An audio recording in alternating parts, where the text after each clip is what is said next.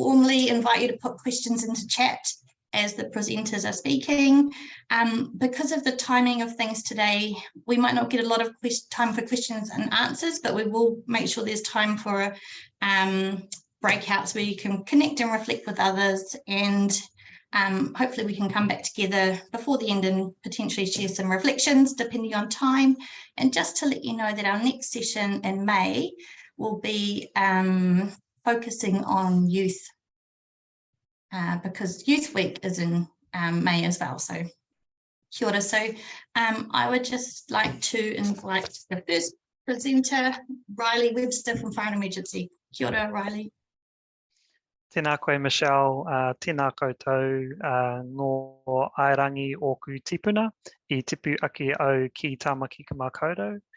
Ko Waitamata te moana e tau ai taku Māori. E noho ana au ki te whanganui atara, ko Riley Webster tōku ingoa. Kia ora koutou, my name's Riley. I'm the Principal Advisor for Volunteer Sustainability at Fire and Emergency New Zealand. That's a lot of syllables, eh? Must work in government. So I'm here to talk a little bit about how we recognise and appreciate volunteers at Fire and Emergency.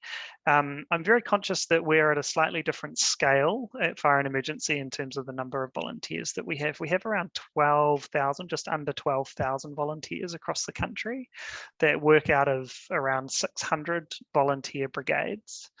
But each of those brigades, it's like its own little community. It's like its own little non-profit in a sense, with its own little culture.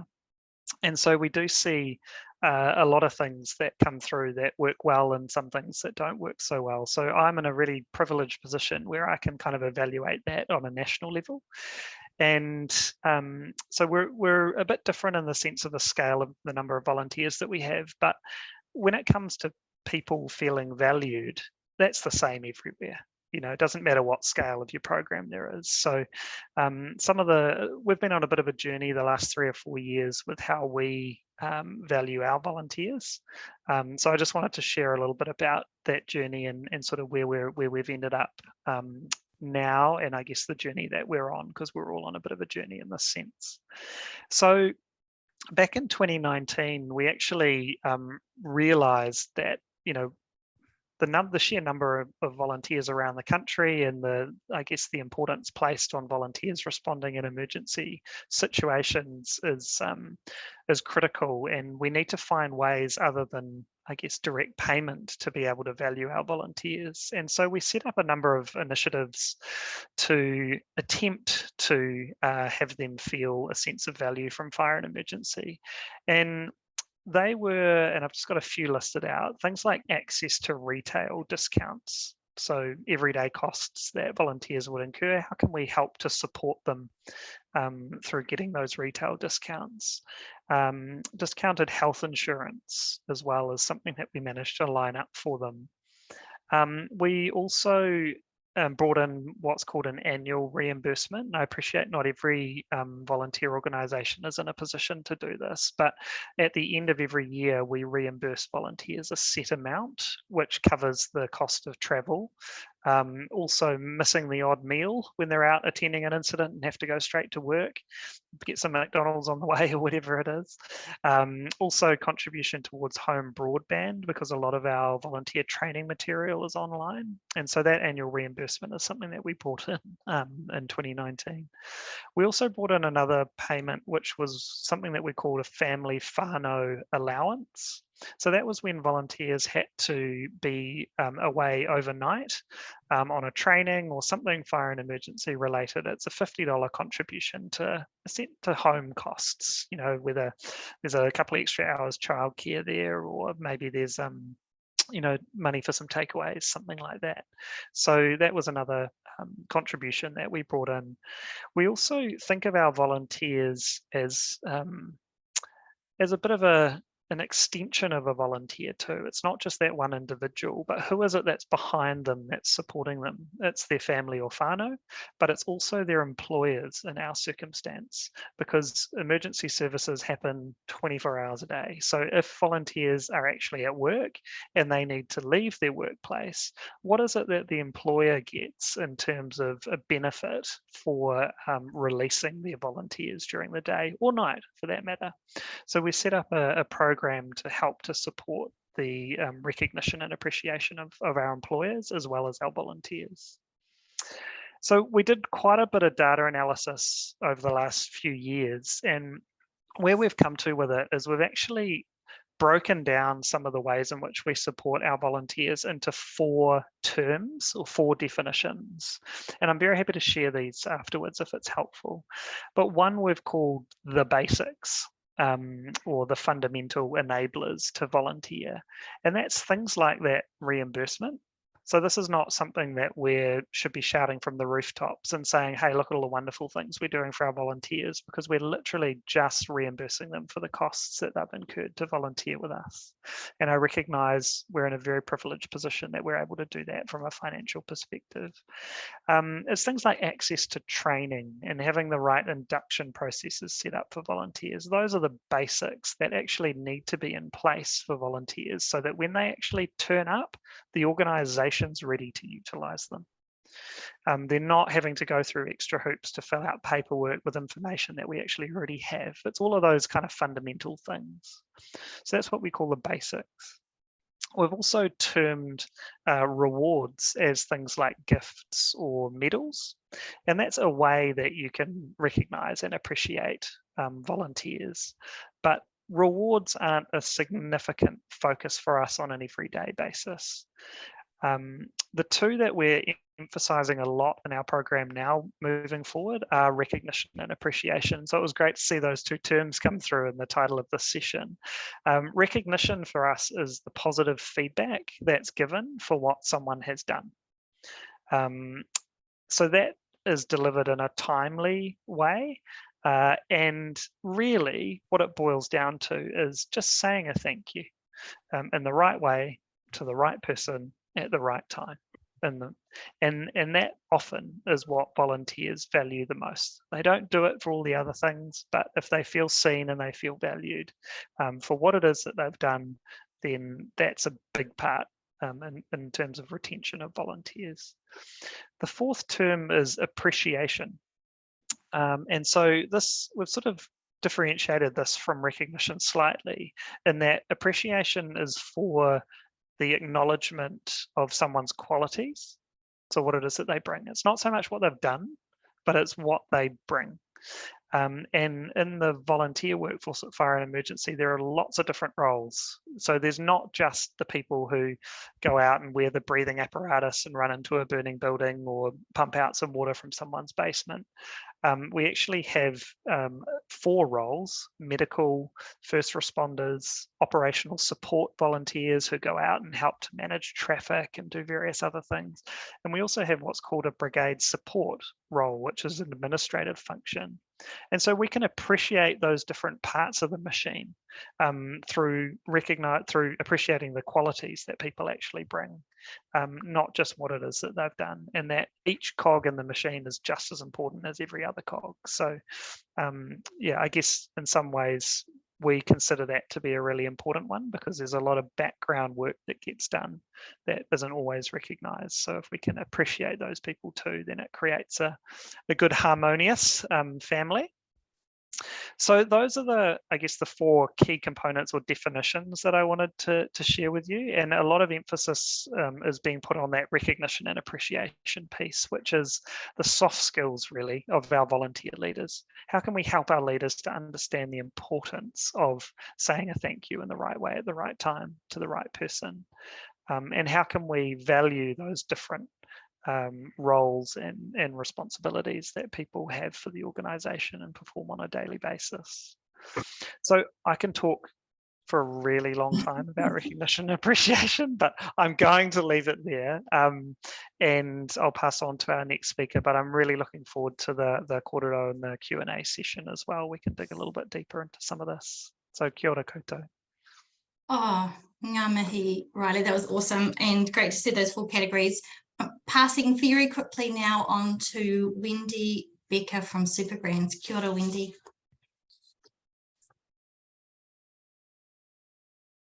You're on mute, my dear.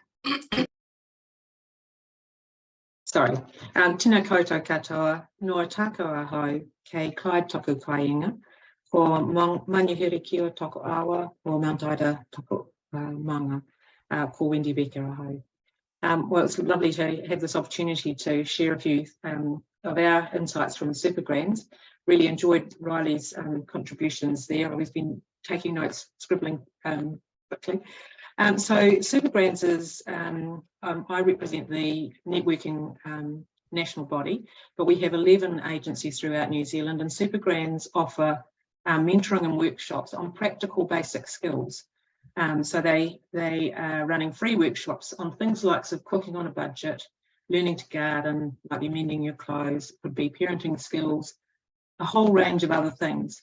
And it's often for people who, for one reason or another, haven't developed those skills throughout their life, or they haven't maybe been parented in the ways that oldies like me used to be parented. So Supergrands really relies very heavily on its volunteers throughout the country, and we have around about 200. So we're on a very different scale to the likes of Fire and Emergency. But most people are doing 2 to 3 hours of volunteering a week. And as you might imagine with the name, we have a number of retirees. We have a number of, the majority of our volunteers are women, probably over the age of 50. We do have some men and we have some young people, and we're working quite hard to encourage those groups to actually grow, because we want to be able to reflect the ethnicities and ages and so on of people that we're working with. So most of the people we work with are in a situation of, fairly limited resources. And quite a few of our volunteers also in a sort of lower socioeconomic bracket. We're kind of grassroots organisation. So what do volunteers want by way of recognition? Well, our volunteers generally often don't tell us exactly what they want, but I guess at the heart of it, most people want to feel they're contributing in some way or another. They want to feel valued, or that they're making a difference to someone's in someone's life, and that their skills are being used.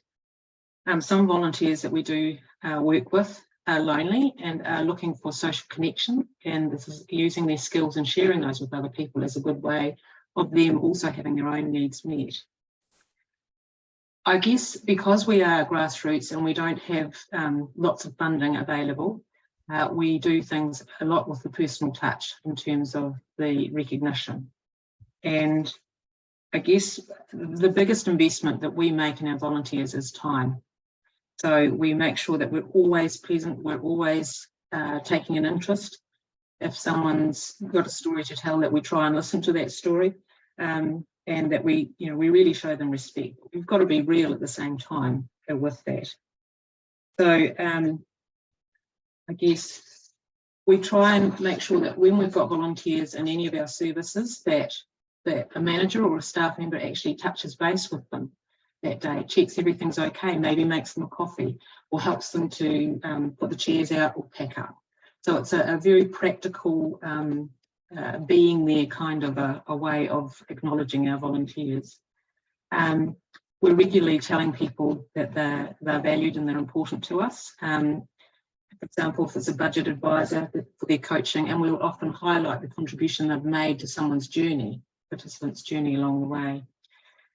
Also things like, if there's any kind of media attention, if we're doing something in an article in the newspaper, we always make an effort to mention our volunteers. They like reading that they're valued, they're important.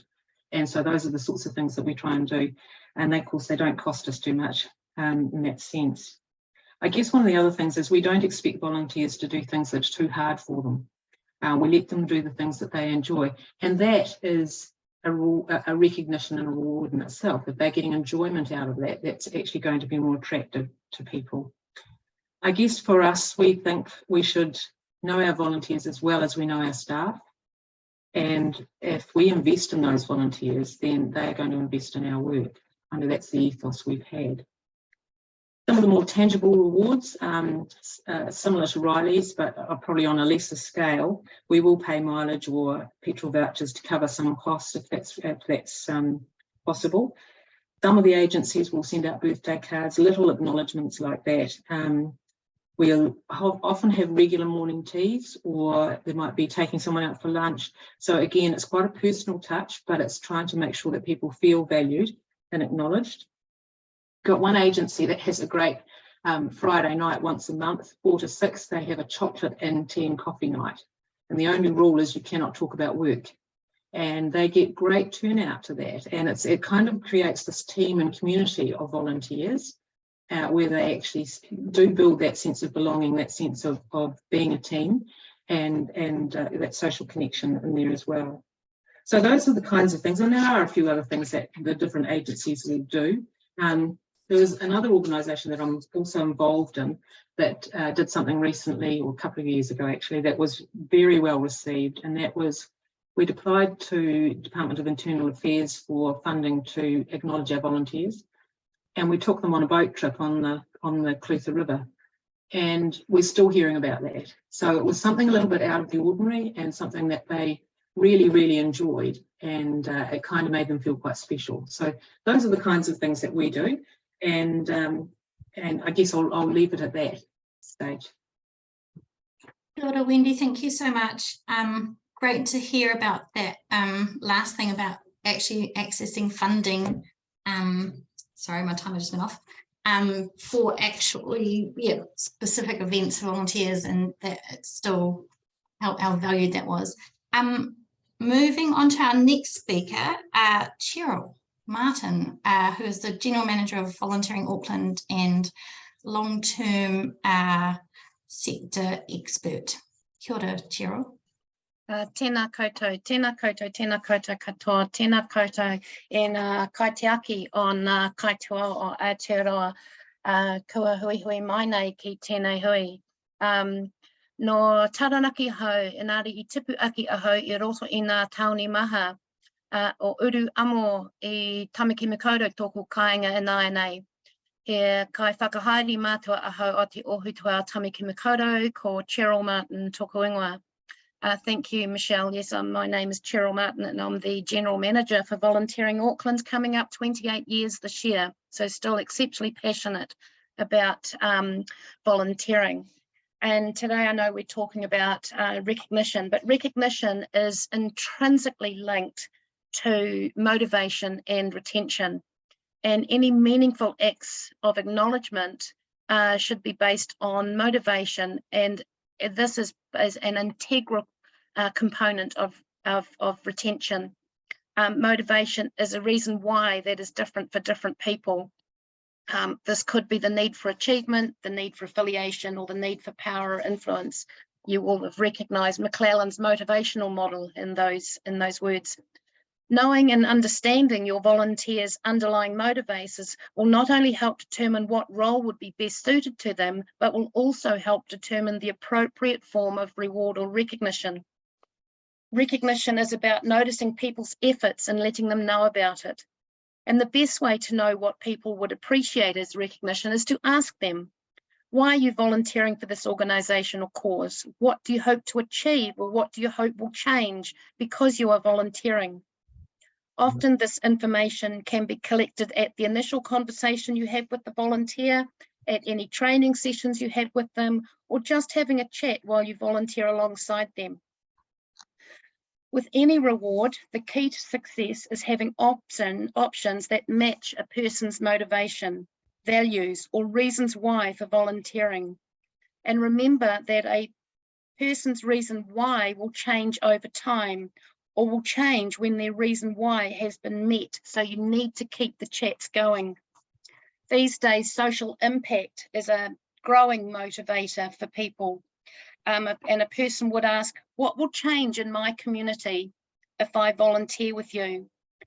Knowing that people are being fed or housed, or the local stream is clean, can often mean more to someone motivated by social impact. So you need to ensure that you are telling the important stories, the stories that highlight the social impact that volunteer actions are having on your cause, your clients, and on your volunteers. There is a framework for volunteer recognition, retention, training, support, etc. It's called the GIVERS framework. I'm sure some of you may know of it, but some of you may not. But GIVERS stands for growth, impact, voice, experience, recognition, and social. When we're talking about growth, we're talking about growth in the volunteer, and that reflects the wish that people have to grow as a person and build their skills and widen their horizons.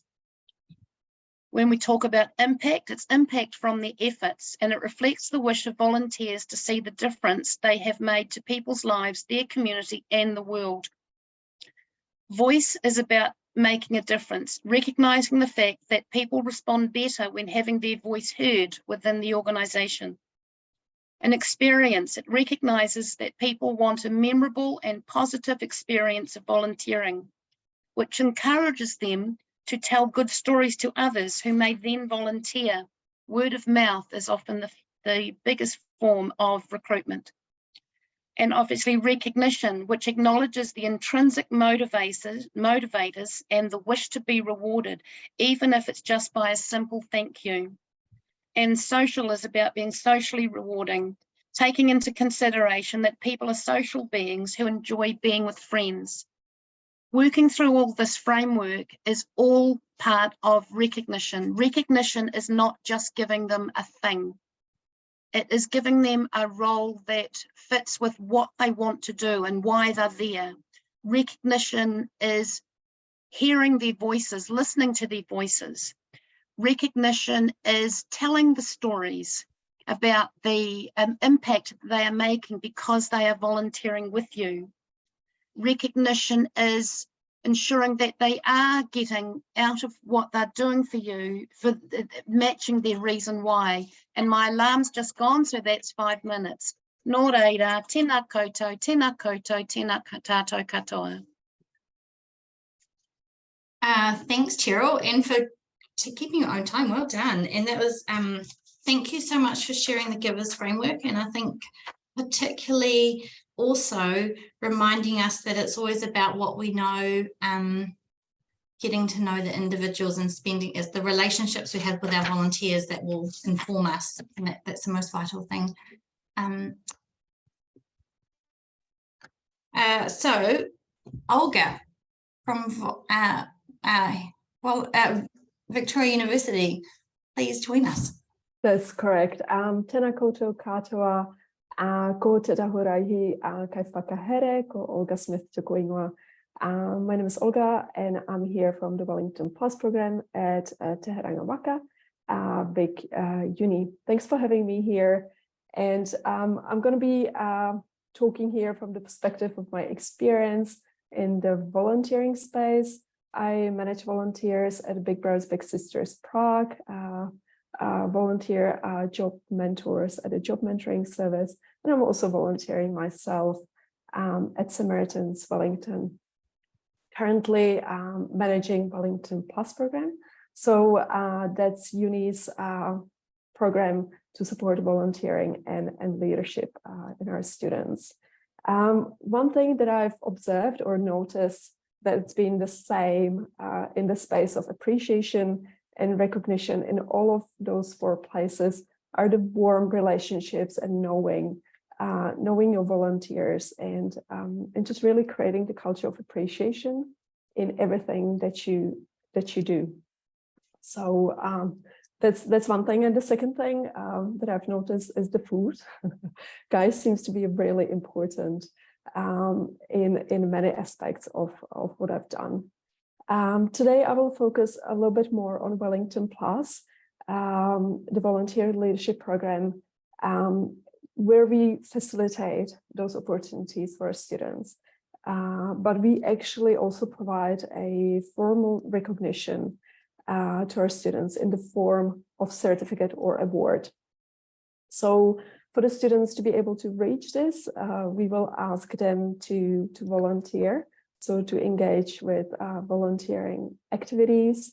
We will also support them to engage with professional and personal development activities, such as workshops, conferences, and so on.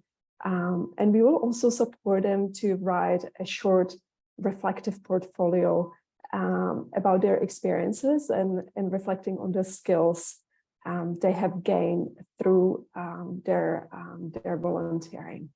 So I will talk a little bit more about this formal recognition and maybe the pros that we see in doing it. I think what's really fantastic at Vic Uni is that this is supported all through the leadership. So this award and the certificate, the official recognition, goes to the student's academic transcript. So the whole university is saying volunteering is important and we value and appreciate your efforts in this space. Once students complete their award, we also organize a big event, graduation event at the end of the year. And we invite not only students, but also their friends and families to give it the importance and also the visibility of the stuff, of the mahi that the students have done. And again, we invite student senior leadership team, so the students actually see that we value the volunteering they do all through the university. And the events are followed by a nice reception. Again, we serve nice food and drinks and just give it the importance. And again, we write stories into student newsletters, so it's visible and it's given the importance that it deserves.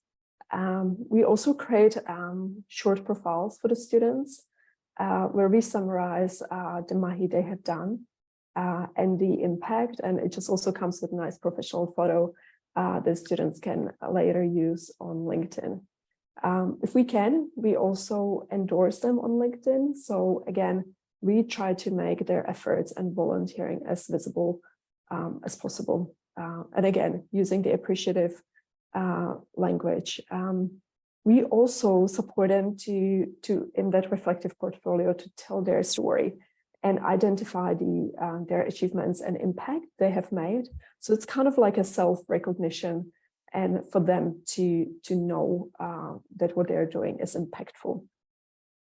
The disadvantages of this is that it creates a little bit of extra work for students on top of the volunteering. And also not every student needs the formal recognition. And we see that especially with our Māori and Pacifica students. They volunteer extensively, but they might not necessarily need the formal recognition for their efforts.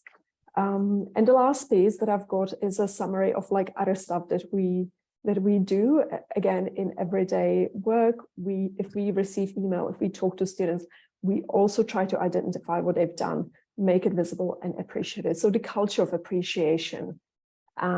We also try to source other things like tickets, for example, Festival of the Future or Aspiring Leaders Forum, if we can. We try to connect them with other opportunities and scholarships like Outward Bound Scholarship, or if we can write them a letter of recommendation, we always take the time. So that's we invest the time. That's kind of following up on what Wendy said. We do take the time and we invest the time into our students. And whenever we can, again, we try to connect over Kai and just help them connect and just nurture those relationships, networking events during the Student Volunteer Week, our information sessions, Leadership Week. I always try to do a little bit of baking, also to put the effort so the students, the volunteers can see that we really do appreciate them. That's taking me to the end. I don't know whether I should talk about the challenge that comes in the form of budget, but I can imagine that's like a shared topic in here. So yes, even here we do face this challenge, and we always think about how to be creative in this space. Tēnā koutou. Thank you. Kia ora, Olga. I think we could have a whole other session on budget and investment into volunteering and volunteers generally, right? But yeah, if there's anything you wanted to share on that specifically, do feel free. I don't have any magic Okay, cool. solution to this at the moment. Yeah. Okay. Thank you so much. And I think the thing that I love, one of the, so much in that, but that actually recognizing that volunteering is important underpins the program. And I think that's really important for us to all hold on to. Thank you very much. Our next presenter is Manuela Fletcher. Kia ora, Manuela. Tēnā koutou katoa, no mai haere mai ki Zealandia, te mara atane, ko Manuela tōku ingoa. So welcome to the world of Zealandia, an eco-sanctuary here in Wellington.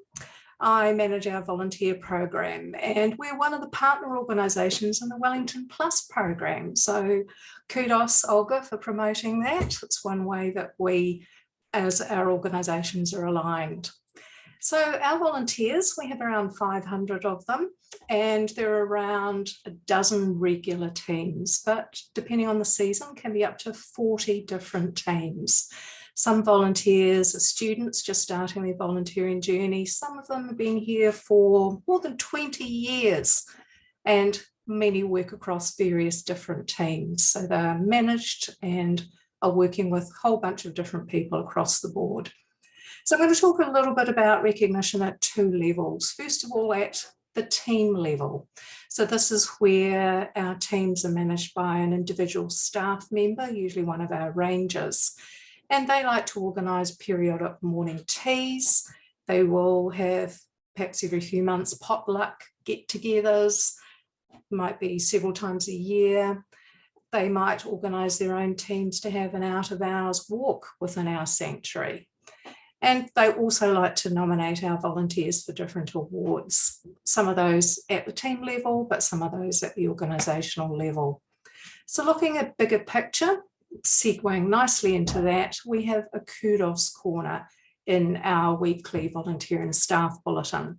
So this is for a volunteer who's done something out of the ordinary that their team member would like to recognise by giving a little thank you and a shout out. So this goes out to all our volunteers.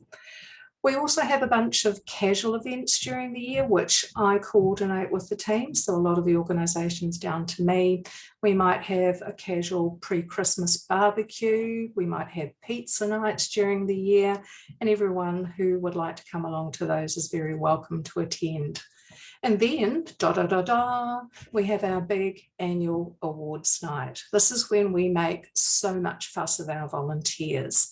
We invite them to come along to an evening here on site. We use our visitor centre, which has different spaces that we can use during the evening.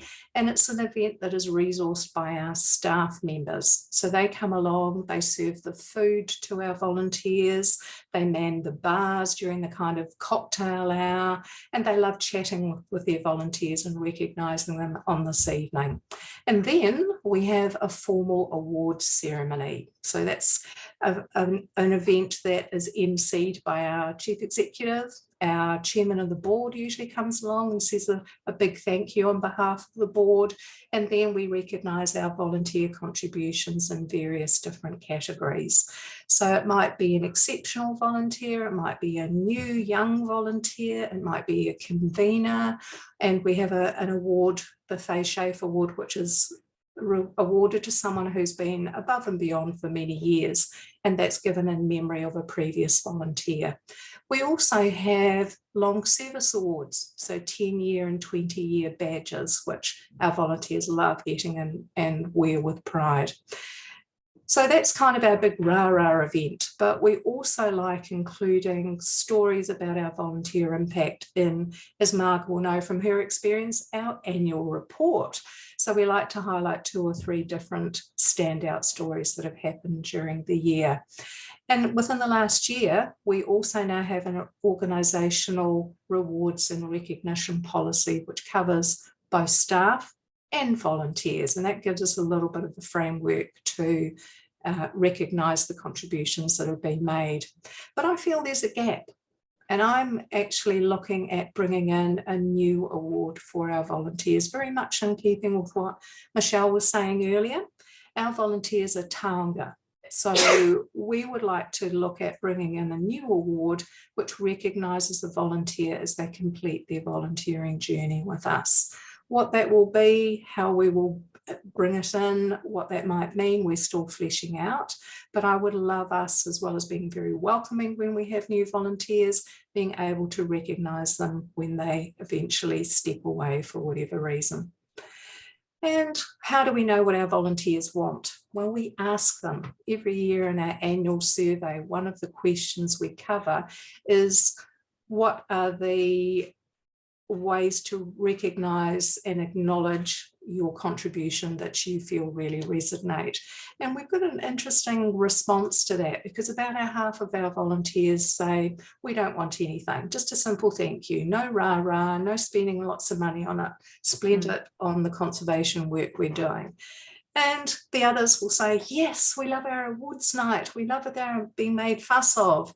So what it really shows is that volunteers are not all the same. There's no one size fit all for them. So acknowledging and rewarding them at the team level has its place, doing the big organisational rah-rah has its place, and just whatever you're doing, say it with sincerity and make sure that you are basically living true to your organisational values. And that's what we do in a nutshell. Kia ora, Manuela. I can see there's a question down there, but I'll save it to the, we'll move on to Shane from NZ Football first, and then we'll go to questions. Thank you so much, Manuela. Tēnā koutou, ko Shane Verma tōku ingoa. I'm Shane Verma from New Zealand Football. I am the Community Pathway Manager for the organisation, which involves all community football, so all the grassroots as well as club development. Our sport has over 100,000 playing members in football and futsal, and probably about 15,000, if not more, volunteer coaches, referees, administrators across 400 clubs throughout the country. So our landscape is critical to volunteers, and keeping volunteers in the game. Without them, our sport would cease to exist, as well as many other sports codes in the country. So little things we do to sort of recognise the volunteers. Coaches get access to free resources in terms of coaching support, in terms of games, activities and training sessions through an app that we've invested in, which is called Coachmate, which has been launched this year. Previous to that, they would get game cards, which was delivered to clubs, which was distributed to the coaches. And also coaches receive a pack, which it's a different gift every year. So last year they received a beanie, a whistle, and also like little certificates and vouchers and things like that to sort of recognise them. This year they get a keep cup, as well as a whistle and a dry bag to keep their equipment quite dry, and we're quite lucky that that's all through support and sponsorship from McDonald's New Zealand.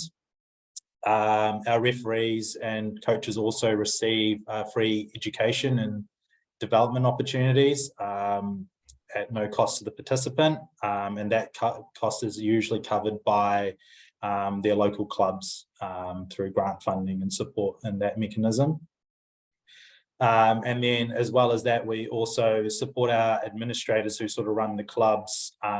In some clubs that is a paid position, but in the vast majority of our clubs that is a volunteer role, and we provide development opportunities through webinars for them. So that's all hosted online on a Sunday evening for them, linked to things that would help them in their roles to sort of grow and develop. Attached to that is they have regional support from our region officers. So there's 6 regions or federations in our sport that sort of work closer with the clubs and the administrators and help support them through their roles as well.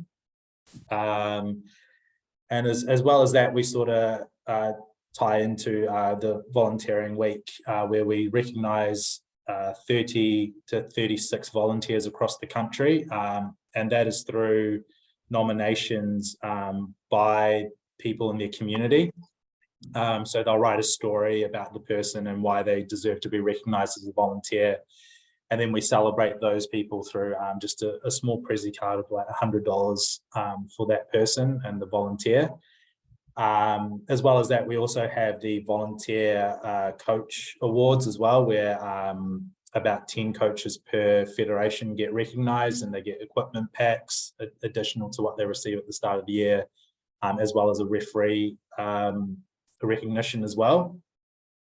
We also have a referee of the year and a coach of the year award as well, where they get flown up to Auckland or Wellington, and they get to sort of go in a corporate box and watch an international fixture or an A-League fixture as well. And those costs are sort of absorbed by our business. So it's budgeted for every year, and it's just a known expense that's going to come out of our budget.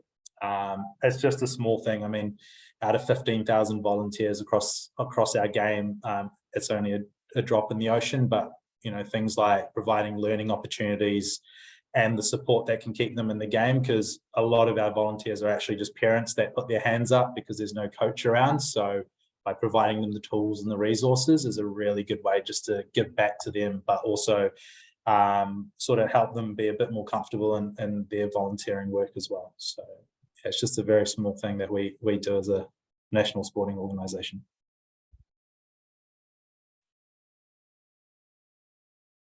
Thanks, Shane. Was that everything that you wanted to say? Yeah, that's pretty much us in a nutshell. Perfect. Awesome. You've landed us on time. So thank you very much.